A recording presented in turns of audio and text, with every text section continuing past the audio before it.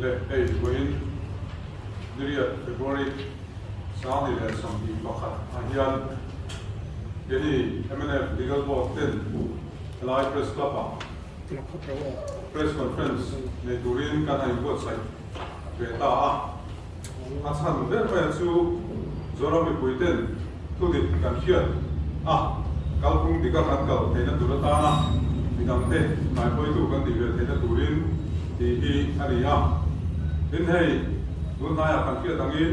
serchi biat MLA zom tapulak doma independent MLA khantin ichung sia ZPM party omhet niom tak le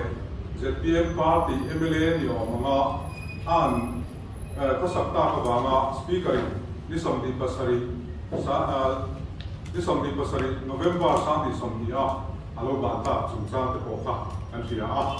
chumi kan soi ma chuan wena kan tu pui durai hian ZPM foi tu tele independent MLA ten ni lo nga anin tholan ram foi an tum tan chungchang hi na biru min hel kam tu pakhat nia tu ba chuan kalam panga kha an soi tu sunia in hei wela min tel pui tu te hi elaya kan legal board member te elaya sil berami hi una bit nan som tuanga an MNF legal board secretary nia bulami hi u latpia kala song tu ma piana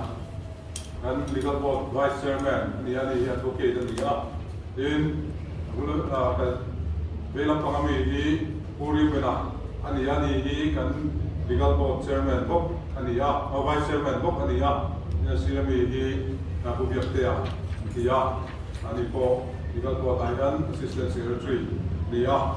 kan member dangte wela hian local turangin kan roman sia lawa wela hian kan an event sanai hi na sina kan soyang khan run din hunai hian kan ram poina chungchama kan ZPM point tu te le independent MLA te hian mi pui te min kai point tum da nei hi til dik lo om dia kan khia da wangin laya kha kon soi fia kan tum don ni le hemi chungchama hian ngai da ni nang lo tak tak om ma sela pula do ma chuan serchi biala by election ta chon turin anh ro man ta kha ania ya chuan chumi chungcha chuan ei MNF party legal board te hian ni som pariat tha som pani sang hi le som ti khan meeting kan lo le ve to chu ta chuan India dan pui ten schedule anti defection law board siat wanga ban hian laya serchi bial MLA zom tak ulan doma om chu ban do tha ati thule hetiang thil hi tun huwa theng to se ati thu an soi walin independent MLA parut dang te point an din mun in bi sianan mangin hun sual dai mi lo tu le se cham me ba constitution za le him tu ra ani diam na ngai poi mo turin alo cha to amaro chu tu sapna trong kam chu hetiam lovin ZPM party point to ten paten in gona ang dia la an lo ngaya ZPM party point to te independent MLA paru ZPM party ina an mani party MLA niom taka an lo sei bolen ko be tatte le zoram mi puiten dan thir na zo na changa i thilom da ditak an hiat theinan he press conference MLA party legal board ten when I hian an han bu be tani ama sain Indian constitution article zapati na subclause 2 chuan hetiang hian ein siaka a person shall be disqualified for being a member of either house of parliament if he is so disqualified under the 10th schedule article zasam ko pakat na subclause 2 ako tiang ho chuan a person shall be disqualified for being a member of either the legislative assembly or legislative council of a state if he is so disqualified under the 10th schedule. Chumi achu soifia mai bak lawa kan ngai na amaro chu kan soi thawanga 10th schedule kan ti ami tuna anti defection law ya kan han soilan choutu hemi ina ban tura ati te chu parliament member and emo legislative assembly emo legislative council member and emo chung te chu ban nge tu an ni ti kha ani maya ten hemi dan siam ani wal hianin Indian Constitution 52nd Amendment Act 1985 khanin 10 schedule hi siam ve khal ani ya chu 10 schedule chu anti defection law ya kan so chin na kui khani ya chumi 10 schedule para chu subclause 1 a hi political party in MP mo MLA mo atana an candidate than chin an lo ni ta nuwa party danga pakai an ma ni thang thing tu political party engwang ko wire san tu te ban tir na da ani line para chu subclause 2 ero hi chu independent MP mo MLA a than chin an lo ni a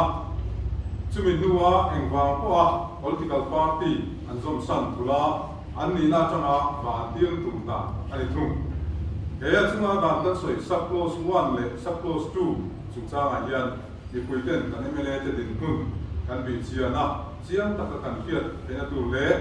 ten schedule para 2 le para 2 subclause 1 le para 2 subclause 2 te hi koi mo em bangin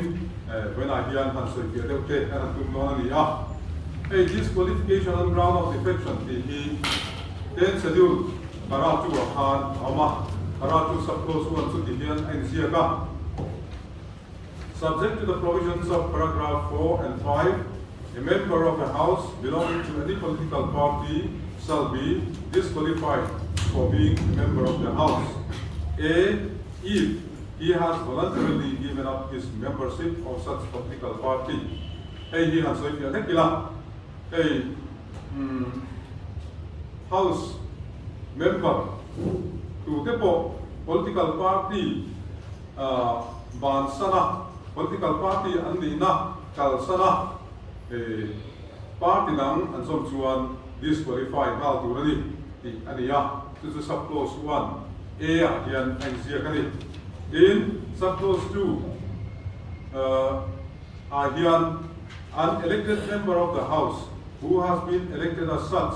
otherwise than as a candidate set up by any political party shall be disqualified for being a member of the House if he joins any political party after such election.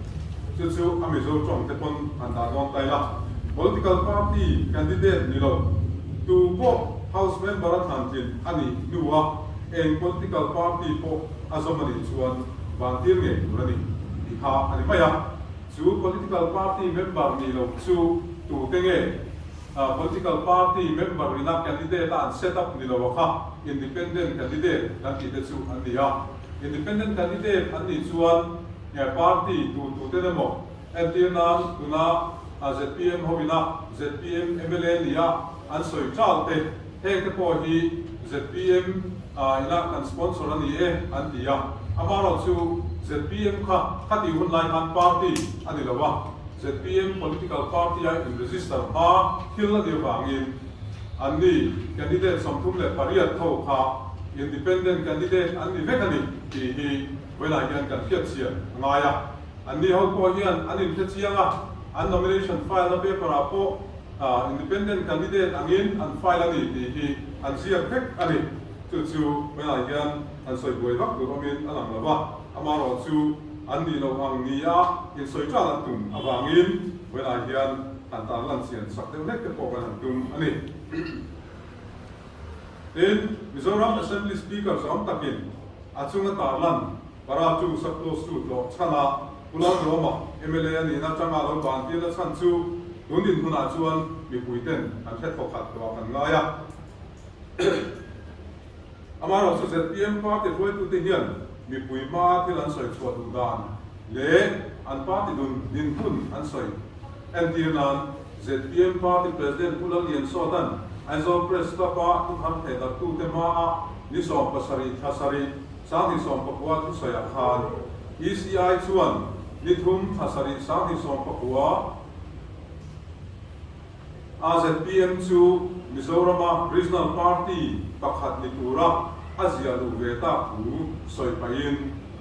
Mizoram Political Party zinga pian tlai bel kan ti chungin Mizoram Legislative Assembly member pasari kan neya opposition party zinga lian ber kan ni ve me kan ni tia an soi mai te kha mi puiril ru fuai sual tumna din edition kan hello hello ba engwangai kan ti chuan constitutionally le legally ngai tuin ZPM party MLA ani tlat lova ZPM party ani ma ZPM movement ani laya independent candidate ho kha ZPM party alo ni ta kai hian ZPM MLA ani ve ta thut lovani ani ve thei na tu dan om bok lova an lo zom ve ani chuan an independent MLA ni na kha an ban san phot anaya an bang lo ni chuan ban tal angai ni tilai hi mai na hian mi pui te hian kan thiat hi angai ni Zoram People's Movement hi mi pui te kan thiat chian le zo thenan a to bul tanga an ta lam te po ngai le ta ni na lama ni som panga thariat sang ni som pasaria khan MPCI in ukel lian sia ZNPI in Dr. Kinan Song liana le ZEM in ula lian so ta te chuan to hona puthum an wai mi am hian a hian gen an lo sia ani hian when di som panga thariat sang ni som pasaria to Mizoram People's Conference Zoram Nationalist Party le Zoram Exodus Movement te chuan kum sang ni som pariat assembly in thana hian Mizoram sarkar tha kian tir turin ho kan remti he ho na hi political party te ramve thahem ngai po te le bimal tu po Mizoram sarkar tha kian tir do pian te tel he na tura siamani party le pol anga ho na zom du tan party le pol chiat het lo poi zom te ani di kha an lo tutung an lo siam chu ani ya he ho na pinga tan hian Zoram People's Movement ti zoi ni ta nge ya chu ho na tutung zom tu le ho pui tu te tang chuan sang ni le so pariat MLA general election kan independent candidate som tu pariat an lo he chuak ve chung singa chuan independent MLA pasari an than tin an lo ni ta ni ti kha kan kiat theu kha he independent MLA zaom tak te hian independent MLA an ni ti chu an chiang tu ngai la tu ti chung chuan ZPM party MLA anga mi puiten an mu thena turin election symbol tu chu kum manifesto flag le in bai koina tu mun moya election pachon an ya wangin ZPM legislature party anga omzui pana chu assembly speaker phena an dila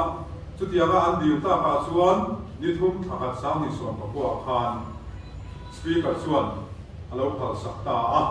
amaro chu ni thum thasari sang ni som pa Zoram People's Movement chu political party anga ECI in alo pomta sia chuan ZPM Zoram People's Movement legislature party an ni sui sel arem to wa ni som pariat thakwa sang ni som pa khan chu arem to bua chu khetir an ni nge ni Zoram People's Movement legislature party chu thakin Zo People's Movement legislature party tin anin bo zuita ani independent MLA ani na pe puiten de na thuktum ni om taka ZPM legislature party tia lam le hiat zui rem chan takle ZPM MLA ni om taka mi puiten an mu zui the na na ming an anin bo te po hi ni silo ni om taka an lan zui the na na ruam han ni na la an kiani hey hi ZPM nanti khan chuanin Zo People's Movement di poka alam ba jan ZPM ani thawa chu ba chuan zo di Zoram di kha adam na alam na lai ta ka chu ni a party minga ZPM Zoram People's Movement party ani lai a legislature party minga chuan Zo People's Movement legislature party ai ti ya chu ZPM legislature party din ani soi zui ta zela ni tu mai mai khan independent MLA paru ZPM party MLA anga in sa leng chin te chuan independent MLA angin press conference an nei beta ani ti te kan thia hei hi an in hun dik tak polan na angangain PC party general headquarters thalai the point lom om an ti tu ni thu ni som thum thakat sa ni som ni pakata chuo press release a khan chuain an lo ta langa in city wall chuan heng independent MLA zaw tak te ko hian press ho ma a independent MLA angin ma se an bil chum bil lama te an pasak dan le an activity sang an enin ZPM party mi le sa ni dia anga an lo pasale sin in chuan nimia silo niom takalan tumin na bum nan le ha press conference ha an ko dina ani don etia kan dina sa ni press conference a chuan independent angin anin so ani amaro chu independent anga in so chung si khan independent MLA ti tu emo pasak dan turangin an pasa dilaya kha kan te na tu chu ani in pulang do ma case chung sa an le lokila ama ban tir na petition MLA som paniten assembly speaker hela an thedu pulang do man atha na khan ten schedule para 2 supposed to be ani chung sa man arem bel tu soin independent candidate ani dan po dang lam big in asoya ama le candidate dang som thuk pasari ZPM nomination committee in achok chua te chu an independent ni dan dang lam big ria bin hetiang hian asoya ni chu chu asa tonga asoi dan ang hian kan sia chua anga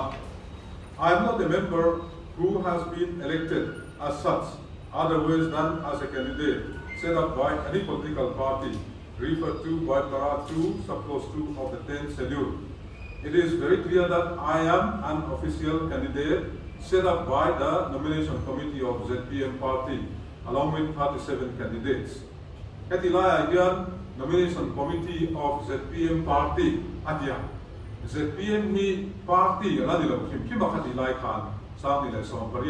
general election board vela khanchun party kan din don nge don lo ti po an langai tu lawa party ala ni lo kim ko ka ho na ala ni mai ani ti kha jang roll all ani da na kha an ma ni pon an soi ko chi la party ZPM party diam an han soi te po yan party kan ni lo movement kan ni te ati ani kha in independent candidate anga nomination na file san po heti ang hena soi bo ani. It may be technically true that I contested the election as an independent candidate because I had to file the nomination as independent candidate only because of the process of registration of ZPM as a political party under provisions of Section 29A of Representation of the People Act 1951 was not finalized at that time. However, I should not be weighted in the same scale with the real independent candidates who were not set up by any political party. La yan abasazo ahi ansoita ila. Independent candidate ama nomination ka file na sana chu process of registration. ZPM political party ama register tura dirna process of registration ka alaf complete lawa final aladi lawa sawa independent candidate ama nomination file kani atiya. Hey hi Belgian adolo ti chu yani ho hian kan thai mai thaya awang chu ZPM Jangwal Paul kha hatianga seat pariat z mai MLA seat pariat z mai anlo la ve ta ka khan anriruwa politics party anga in contract duna alo lian ta chuan sa dile som pakwa kum tir lampanga January 30 lama chu poma chu pom nuwa resolution this year mean party at contract ve mai amu di in roman na an siam bo zuin ta chuan application an siam ta an application siam ko chu an mani pawina an duang to ka an siam nuwa ni som khat sa ni le som pakwa khan an president Dr. Kenneth Song Lianan min sign nanin a signature po aniya Dr. Kenneth Song Lianan hianin ni so khat sa ni le som pakwa hian min assign han ani chu deal na chu an phe lu ta a an deal na hi ECI Election Commission of India office a nisom ni pakhat January sam ni som pakwa khan a theng thave chia tu da chuan ECI po hian hi an lo register an receive na a hian sil ne nisom ni pakhat January sam ni som pakwa ti ai sukal ani chumi kan soilam bu khel khel na chana chu heti hun lai ZPM nilawa khatia candidate tura anin di chawlai khan ZPM chu party ala nilawa party turang pon anlai ro man lawa tho ho na ania chuta chuan tangruan pol anga an kal na khan independent na ka file na chana chu khati hun lai khan process of registration of ZPM as a political party under section 29A of the People's Representation Act 1951 hi final alani lo ba ngani hanti kha adik lo bani ti kha la kan press meet le zora mi puiten kan sia thainan han ta lan ve sim kim hi atulin kan sia ani hei hi speaker ba tiam thu ku do man asoina ata lan akha ani ya sersi bialin MLA atana du taka kan lo than tin athima var po ngai tu lova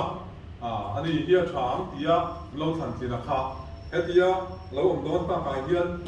dot soi thel lovin ani nam tak hian soi ve mai sela thatu nia ka lo ngai akha heti zong hian an han soi ta ke per hi niom takalam ni mang si lo hi ani hian an boi pui ta viau ni om hianin kan thia chulaya chu ve na hian kan an ta la ani in ama ina khatianga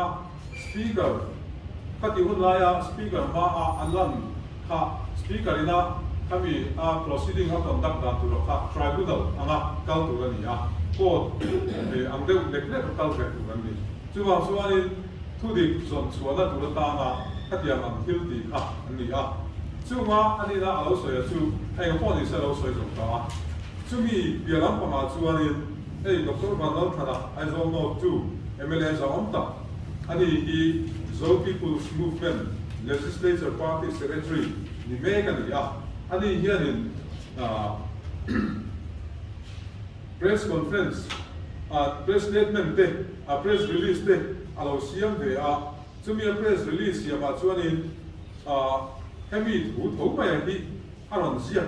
very are. Hey, the hearing. Pulau dua mahi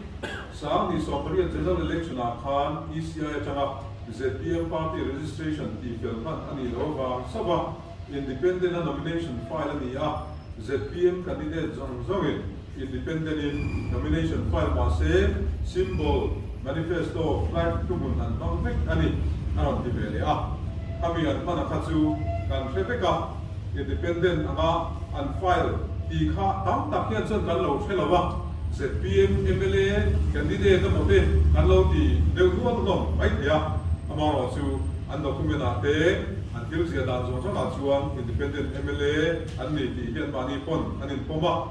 amaro chu pelaya udu mana diklo taka aron soilan kan ti ang ho ulal doman katianga independent MLA anga nomination na file na chan aron tawlan vele kha process of registration ala final lo wangani hanti kha abul chan polo ma final lo wangani hanti kha chu bi aman tu deu katia kati hun lai khan abul lo chan to ni sela la final lo ni se chu tu san te ko ni abul la chan lo sim ki ma chu wa chuan final le final lo kha om sia lo wa abi question kha alo lo sim ki mani ti kha kan ta lo bo ani in kati mek lai hian ZPM Party Constitution an dan pui lam pa an hoi vele lo kila tunan dan pui mat lai bung li na hi Valupa Council chung chang ani tu da chuanin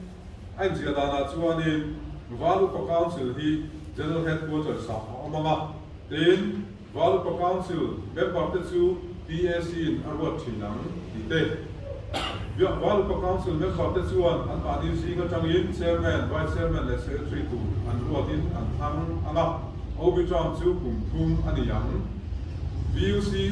Walupa Council chu sarkar ruang am din tu House leader ruat tu ani yanga Council of Minister tu te chu Chief Minister nena in Beronin an ruat langa VUC chu party le SPM sarkar ruat tu khalngil tu chulati yanga enguna po turon pe tu le zilhau ngai de zilhau tu ani yang VUC chu party candidate te rinom na tu diam tir tu ani yang party ne mo sarkar ne mo tu harsa an nei te chu VUC ya an then te yanga chu dia ga chuan VUC tu tu na chu tu do ani yang ti ani ya ei VUC hi ni party kalpuma chuan Supreme Authority di lo wala ni lama sarkar alodin dona Chief Minister tu ko tunge ni yang ti ruat tu te in a cabinet te po lo ruat tu te in sarkar ruang am din tu ani mai pa ka party le ZPM sarkar ruang tu khalngil tu chulat yama engud lai po khat yama an mani tu ruat tu le zil tu te in sarkarin emo party ne motho hansa an nei re po VUC an thenanga VUC thu chu thu to pani yang ti kha unconstitutional an zia ka maya VUC member ni chu ro wita ani constitutional chuan ama no chu VUC chu elaya ko so pangana imaila an zia da na hian VUC member te chu PAC na ro chi nang yani ya chumi ni chuan engti cham chunga ta na ro tu nge dia kha an zia sia lo wa VUC member te khanin PAC lung lo ti lo ta sila PAC lung lo zong in lo ta sila tu ro lo pe in tu na lo siam ta se PAC kha chun kha VUC kha chiat de mai thei ni na alo ni ya PAC kha Supreme Committee about Supreme Authority chunga khan ala omle ina ang deu ani chu boni se atu zo ura kha kan hathiam sia lawa atakin na function lawa ataka function hian il ani da tu chu ro chiang ura mai la ma lo cha taka function ma tuna du tuan lo sam te roma nan siam te hi an mani pon som har an di ve mai thia e boni se PAC le VUC te enganga ku nei ngan ni ti lai chu kan kin sia ver mai ni ani il chu mi pialam pa ma chu ani constitutional rem lo set PM leader post te khan han siam chok le constitutional ne ya an constitutional amendment po ti chu la ba an du am anga an belan pai a hi an kau kum ani chuan kau kum thar kan ti am chi kha an so hi hei ni mo ti de po hi rilwa chun zo na om neglect ani te chuan achunga kan ta lan ta PAC hian eng independent MLA te hi member ani ve na alam sia lawa PAC hian in article something pasari na anti sakmela constitution ani article an ti ti lo ka sia lawa ni ve lung bunga chuan bunga na general headquarters Bidwaya hian political affairs committee general headquarters elected office bearer thanaga achaga ni som thum chungin executive committee member 10 PAC member tu soman thangam ite president in member pakumadwa thayam elected office bearers consultant le secretary general techu member nisa ex officio member anni in party policy program le manifesto on tu tele and non tu te ani yang ani boka heng kan PAC te hi chu VUC chu ma an om lo VUC ro tu a chiat thei tu ani bok ti te po kha kan han ta lan kha ani ya ti chuan kalaya kan soi du ko khada chu kan independent MLA te voina kan han soi chu ta fo te hi pasari ti chin thatu la chan par lo ni ta pasari ani lai point paru ani nuwa po PAC committee meeting hian Public Affairs Committee kia Political Affairs Committee kia talan ahian an local ve fo mai ani ti hi kan han khesui le se la chutia Political Affairs Committee independent MLA bathut ve mat thu kha awimi ti kha kanil ro chon zona lian ta awmani independent MLA te hian independent MLA an ni na ki chiang sela in ZPM party pon independent MLA an ni angin an ni ho hi ta nei lo sela chu ti ni chuanin an pati ikara khan thil fel ta ka thal thei zo om mane o ti kan ngai ko lain amaro chu in pum khat na le in suizom na tak tak nei mak si lovin in nei na tak tak nei si lova lo om du chin ang deu hian an ni ho hi an lo khasa ho chin ani om mane o ti hi vela hian kan soi lam hun tonight there chu an kal chuan na pakhat ani om mane o kan ti la tonight hian ku du ma chu speaker in ani na te an ban tir ta ku wa chuan ani hi so sa le ta an phala an rem tin in chuan in PSC a ko committee a ko om se har sat na om to mi ala ten tu na phei chuan ZPM leader ani tong he he adu na lam lama ko to mai don ZPM ho hi ite ko kha achianga leader ani miyo ni chutiang ani ve si lawa kan ZPM nge ni tu na ZPM party na independent MLA te an chit da hi hil fel lo omin kan khatat mai ne tulai chuan PSC committee sang le committee thiu ti thei tak mai thoi mo tak mai a hian heng kan independent MLA te hi an lo thu ve china an ni po hian in ngai dan te an lo soi ve a invite ang mai an om lo ani ti hi a chiang le na bok sia chu ti ang ni chuan puduama om dan ang ho puduama kha engye ni Jagjit Singh case ti kan soi che na kha vela han soi lan le po a du mai te ya chu da chuanin a party member kan ni ti ve mang silo enrollment po pe mang bok silo amaro chu indinei tu ma ZPM official function vera te an party thiu ti na kong sang sanga amazing lap tu le tu saber ko la lo changa khatianga mi thar te lo lo lu china kha he kan MLA so party te mi ki lo khama chu wang chuan ani khanin petition thelu tin a ban the tu rin speaker te na an lo then lo ni a chu tiang aya thu so ma chuan committee sang le committee lian thiu ti thei tak maya he kan PSC member te PSC member ni le silo hian independent member te hi an lo thu ve china ni chuan disqualify na ting ani ti hi vela hian kan han ta lang tu thal bok ani maro chu disqualify tu le tu lo chung chang chu ke ni re tu po ani lo ba are he tu po kan ni lo ti ro kha chu mi lo ti sa khao ko kan bu boka an party PSC meeting voi som parina minute po hi kan nei nia chu da chuan an ni kan independent MLA ho po kha invite ya po ni lo member ang ina thu ve chap ani ti hi chiang em ani kalai te kha vela an ta lan du ko khat chu ani ya then hey Jagjit Singh versus state of Haryana and others Supreme Court ina allow decide full bench ina allow area to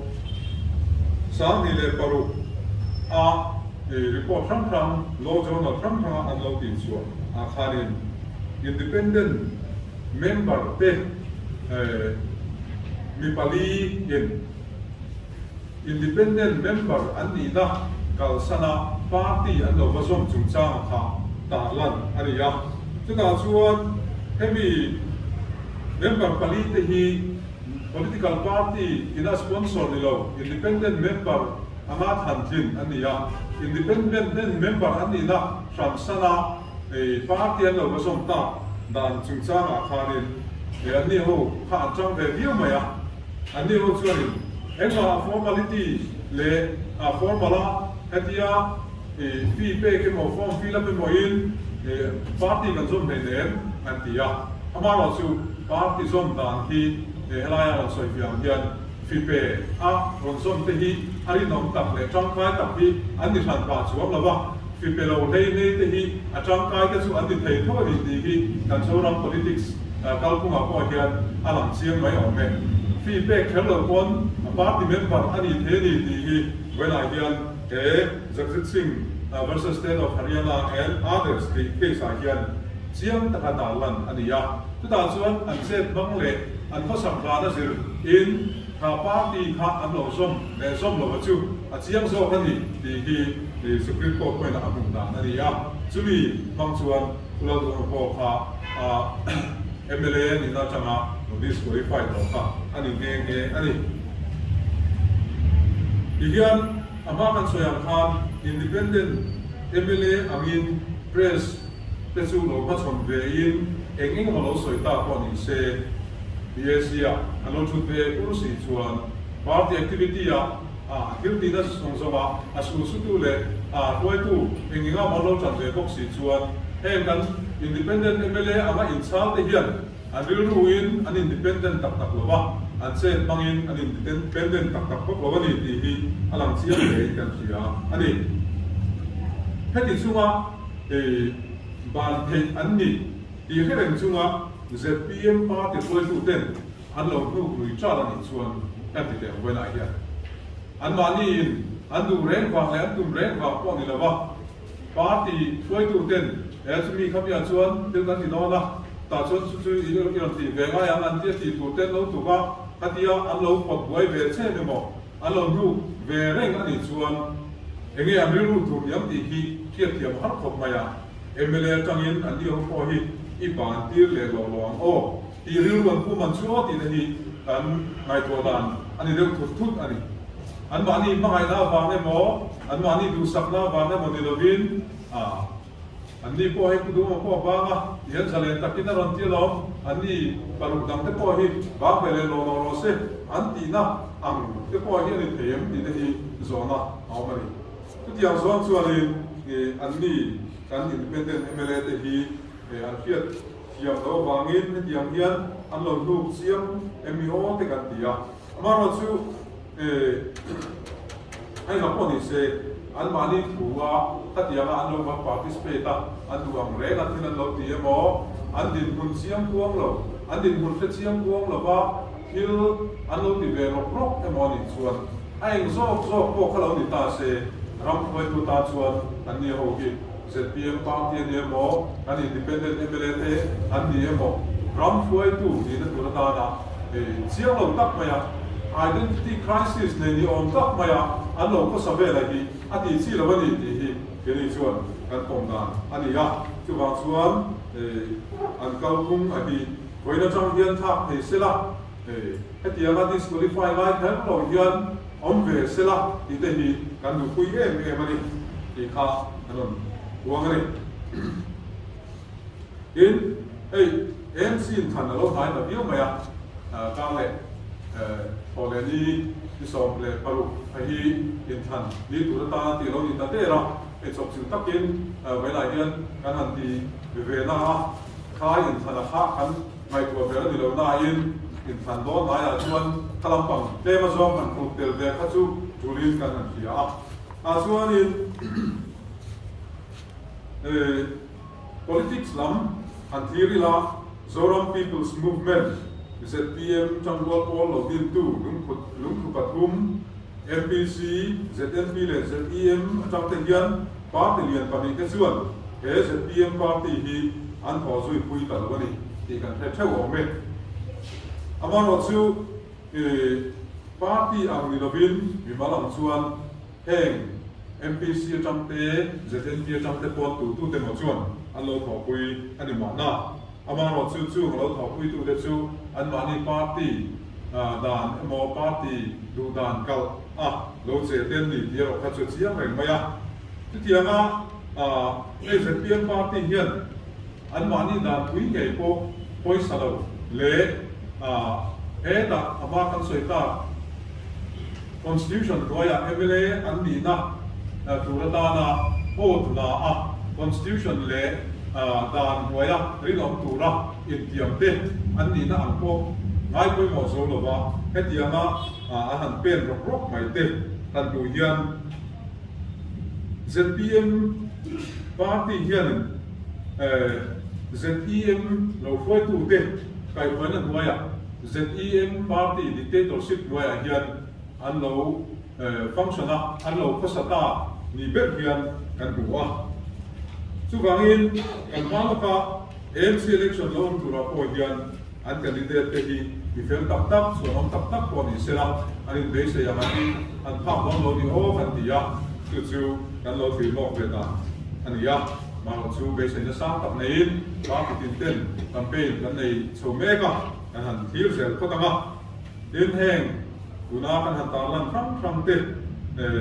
cham khane ZPM party le independent MLA te za om ta du sakna akan du saklo na wa na di atianga han di kamai hi kan ni lawa chuan rami puiten thudik an khiada bongdik an zo kena duratan be press conference ni MNF legal board member te hian nei ve thul ni an khiada wangin le an ho tu te pon nei inventi puyang yin when I hear as a press conference hi kan on nei ve ta roi ani chu kan han bi san te ni a kan chan hem mai na luang ya ma tu te poi mo kan so ya ni poin kan chan hem mai na ni di kha lo ke pui se kan du khop mai chu kan so te to ni sela ma me le ti khan enge mo han so ti to lo te po kan nei mai te ya la chuan in zo na enge mo te po te ya chu te hang kan chang bo ni ya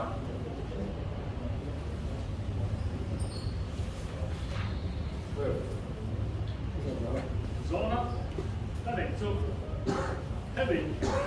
相对场所啲啦，咁挨唔啲咁場所，所以說特別會咁地氣，啥啲所發啲活動咧，啥啲所講住下 IPR，所講啲班嘅 information configuration 啲班嘅他試啊嘛，即係做成啲MLA咁啲比較成啲啲可能打飛佢有所講，啲想法，他所講係好復歸嘅嚟，有啲成啲話嘅啲係，但所講成嘅。所以那们本上是第一，你看到打这个领导的话 ，MLA 你看见了，所以看 MLA 你看到打，你看到打够够打，那如果是第一，你看到打就所打的八分是他的，那所打的是第一 MLA 的外围后面的这个第一就。你khóc mày rồi nó thắt tắc anh ya, thay lại khác cái này, chú dọc chú đi cái bất đi sắp thâu rồi ba, mà rồi chú constitutionally legally an position khác. When I am going to say, so the Puina, and no Mudana, so that the MLA and Panda no money might be come real roof ha, and IPR long top there and local to we dealt upon Imana. The Bakasu, a society of Bobby. That's all I can do. To put one search to some was we have Pasai, Tampoka, MLA, party Latin Pandawa, independent documents who are second day available. Chú vào mắt thằng này mấy địa điểm rồi nhưng mà xoay là các bị cúm á MLA thì là chú là sự kiện MLA intimate theo cái ai ao rèn này cái gì hiện xảy ra từ mà MLA thì sáng cái có sản phẩm bạc hạt cho là party là công sản đó nha party thì là cho là election thế po voi lâu fight có khác anh đi chú mình cũng là chuan anh underground ta underground huwa anon chuak le anon chuale huwa underground chung khan registration te po kha suspension in ni tura kan ngaya chumin huwa chuanin committee mun chan le ma khan independent low file kha angai ni chula background chung ki mai hian ai nam lo sa phata party ni sa le party la ni mi alo movement kan ni e ia party han ti po party kan ni lo ti tlatteอันนี้ช่วงส่วนขลายอาคารต่างๆเราพิมพ์ตาดินสำเร็จภาษา election อาคารเนี่ยindependent นั่นเราไฟล์นี่คนขลายอาคารMNF อังว่ามีนักอันไหนทราบอันนี้บางครั้งอาเหตุอังโซ่ไม่หมดอัน disqualify นั่นตัวอังโซ่ไม่หมดตัวเต้นหมดหันเดียข้าเอาเราพิมพ์มาอย่างจุฬาชวนอันดินมุ่งข้าตัวใหม่ละอันสวยกว่าเราอันนี้บางครั้ง accountant อันนี้ข้าผู้ดูเต้มองมีดังเต้อันชัดว่าคนที่สวมระบินข้าล้ำปังอาคาร awareness ข้าดูมาขั้นกันในเรานี่จะพบขั้นอะไรเดียวจู่ president นะหันบัญชีอันนี้เราเนี่ยที่เวลาเรียนกันตามหลังหมดอันนี้เสียงอ๋อ Pakat Lok. Tingkang independent MLA ke kha. The PMPAC an Tunbel kha ingai koi model khan asiata. Ha independent MLA ke kha until the kala stim talawin emo PAC na makin pisa koi ge ta sela. Engkin malagin da MLA ya ta ta tem pudo makan akal sokui pundo ni. Cái đi chuan kan tum le tum lo lampang ni lovin affect hi fildi dan kum dik tak dan thirna changa an din mun te constitution changa an din mun te non soila na hi kan mo ko na kan ga ya tu la chon decision making of chu party a chon party ho tu te thu ania cái đi chu legal board kha kan ni le chawa tu la chuan ki lom sia an ho tu ten sia ta an lai tu a kha chu thu san ni ta sela với là chuan cái đi chuan này khám phá khá chu gần ba soi sập hay đâu đi lại khá khá chán na mấy để xem